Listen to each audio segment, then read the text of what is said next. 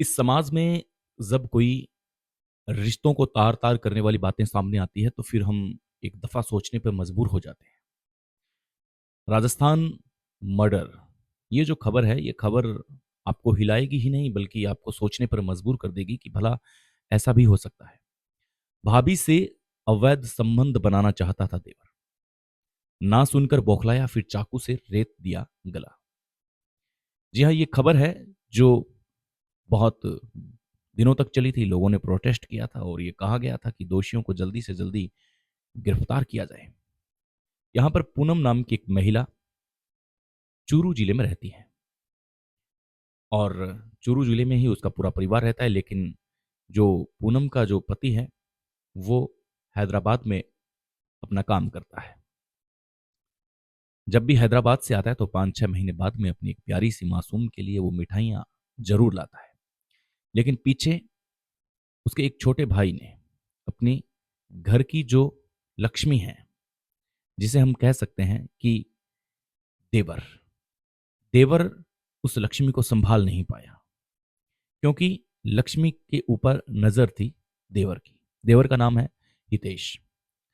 जब भाई हैदराबाद के लिए रवाना हुआ, तब उसके बाद में हितेश के मन में कुछ ऐसा जागा कि हितेश ने यह सोचना शुरू कर दिया कि किसी भी तरीके से भाभी पे हम नजर डालते हैं। क्या पता भाभी का मन पिसी जाए और हमारी बाहों में वो खींची चली आए। इसलिए हितेश भाभी से प्यार से बोलना, मीठी बातें करना, और जब भी घर पे अकेला मौका देखता तो वो उसके पास चला जाता। इस बात से अब पूनम जान चुकी थी कि अब हितेश बहुत ज्यादा कर रहा है। अब हितेश की जो नजर है वो बहुत गंदी नजर है। इसलिए पूनम सावचेत हो चुकी थी। पूनम उसे बार बार मना करती कि ये ठीक नहीं है हितेश, जो तुम कर रहे हो वो ठीक नहीं है। हमारे पास एक बच्ची भी है और इस बच्ची की लाज हम ऐसे नहीं जाने देंगे। ये बच्ची देखेगी, बड़ी होगी तो फिर ये क्या सोचेगी। लेकिन हितेश मानने वाला नहीं था। हितेश ने पूरा जोर लगाया, सब कुछ किया उसके साथ, लेकिन पूनम राजी नहीं हुई। एक दिन 7 सितंबर की यह घटना है।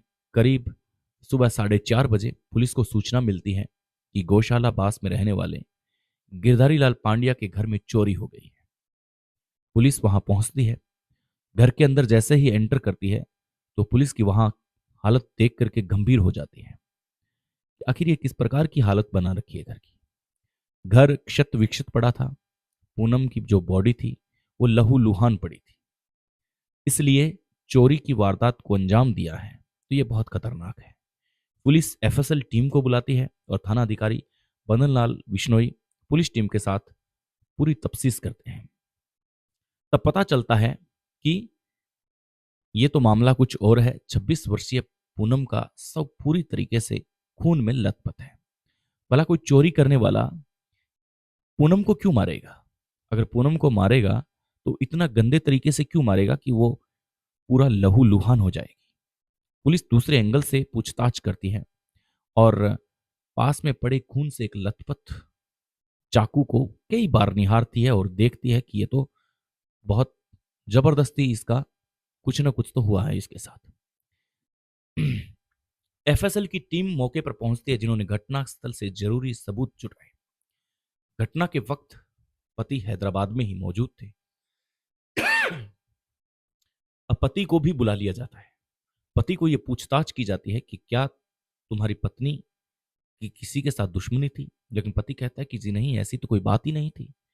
हैदराबाद से आने में 2 दिन का वक्त लगता है और 2 दिन पुलिस भी इस छानबीन में रही कि कौन कब कैसे आरोपी आरोप करके भाग जाता है, लेकिन सबूत कुछ वही रहते हैं। मामले की गर्माहट देख करके पड़ोसियों ने चौंकाने वाला खुलासा किया।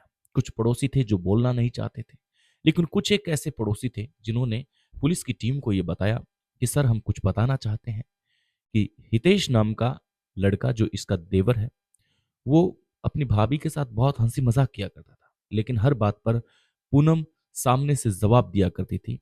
वो कहती थी कि नहीं, ये गलत बात है, हमने कई दफा ऐसा सुना है। कहीं ना कहीं हमें लग रहा है कि हितेश ने ही उसे मौत के घाट उतारा है। पुलिस के पास एक एंगल आ चुका था।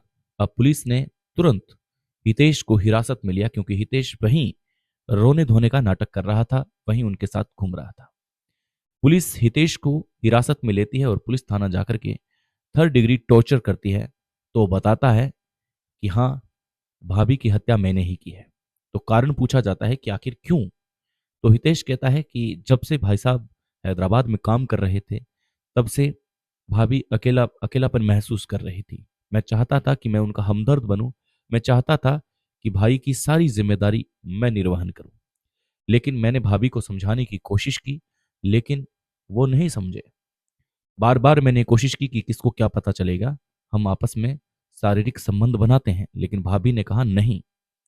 मैं एक दिन बहुत परेशान हो चुका था, मम्मी पापा घर पे नहीं थे। तब मैंने मौके का फायदा उठा करके चाकू से गुस्से के अंदर भाभी का गला काट दिया। पहले गला दबाया, उसके बाद में गला काट दिया।